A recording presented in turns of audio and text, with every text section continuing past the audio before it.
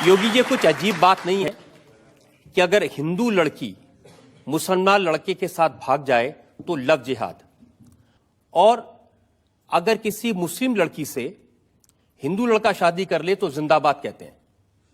ये double standard क्या है? आपत्ति इस बात पे नहीं, आपत्ति इस बात पर है कि लव जिहाद देश के खिलाफ अंतर्राष्ट्रीय साजिश है।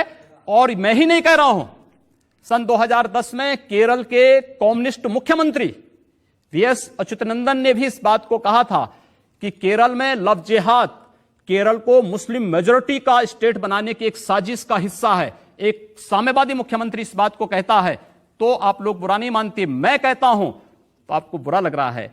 मुझे लगता है कि इस पर अवश्य आत्ममंथन होना चाहिए। बुरा इसलिए लग रहा है, बुरा इसलिए लग रहा है क्योंकि जो लोग प्यार मोहब्बत करते हैं वो कहते हैं कि उसमें कभी धर्म आड़े नहीं आता।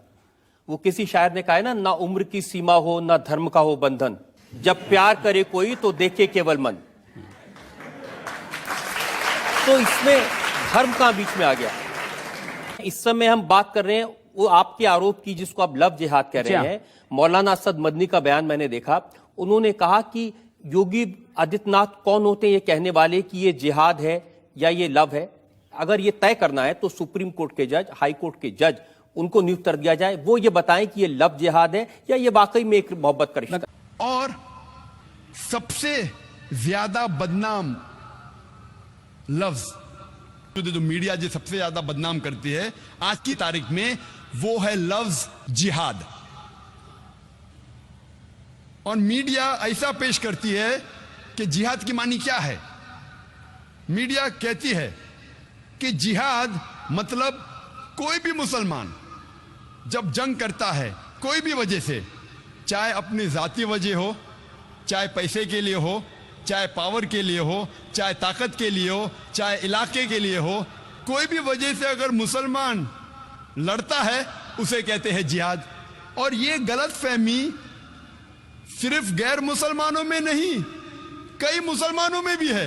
मीडिया इसे इतना आम कर चुका है कि गैर मुसलमान तो छोड़ो, आजकल अक्सर मुसलमान भी समझने लगे हैं कि अगर कोई मुस्लिम लड़ता है कोई भी वजह से, चाहे जाती वजह हो, चाहे पैसे के लिए हो, चाहे पावर के लिए हो, चाहे इलाके के लिए हो, उसे कहते हैं जिहाद। जिहाद की मानी बिल्कुल नहीं है। जिहाद आता है अरबी लफ्ज जहादा से, जिसके मानी है जिद्दोजहद, टू स्ट्राइव। जिहाद मीन्स टू स्ट्रगल।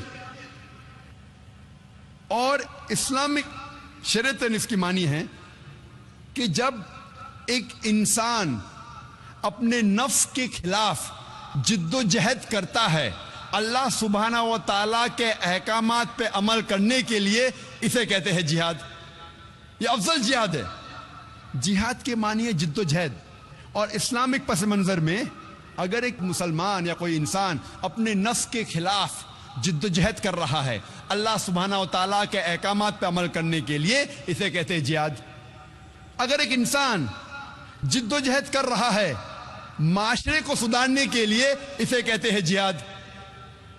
अगर एक इंसान मैदान जंग में जुल्म के खिलाफ जिद्दोजहद कर रहा है, इसे कहते हैं जिहाद।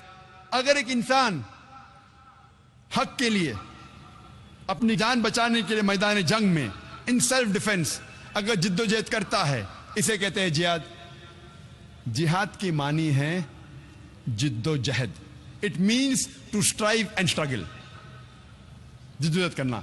आमतौर पे अगर एक तालिब इल्म, एक स्टूडेंट एग्जामिनेशन में पास होने के लिए जिद्दोजहद कर रहा है, इसे भी कहते हैं जिहाद। ये आम जिहाद है।